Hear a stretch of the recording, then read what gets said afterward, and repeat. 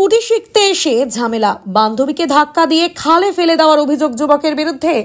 মাঝরাতে ডুবুরি নামিয়ে চলে তল্লাশি, যদিও খাল থেকে খালি হাতেই উঠে আসতে হয়েছে ডুবুরিকে।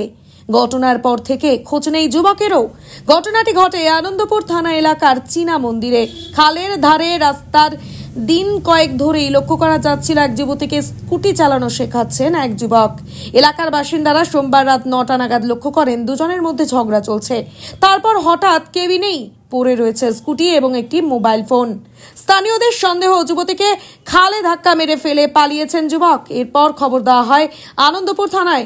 ঘটনাস্থলে এসে পুরো বিষয় জানার পর ডাকা হয় বিপর্যয় মোকাবিলা বাহিনী এবং ডুবুরি। সোমবার রাত 12:30টায় খালে নামানো হয় ডুবুরি। 55 গ্রাম এলাকা থেকে ঘটনাস্থলে চলে আসেন যুবতীর পরিবারের সদস্যরাও। তাদের উপস্থিতিতে প্রায় ঘন্টা দুয়েক ধরে চলে তল্লাশি, কিন্তু যুবতীকে পাওয়া যায়নি।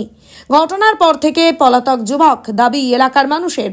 23 বছরের ওই মহিলাকে এখনো পাওয়া যায়নি। জানা গিয়েছে নিখোঁজ যুবতীর নাম রনিতা বৈদ্য, বয়স 23, বাড়ি উত্তর 55 গ্রাম।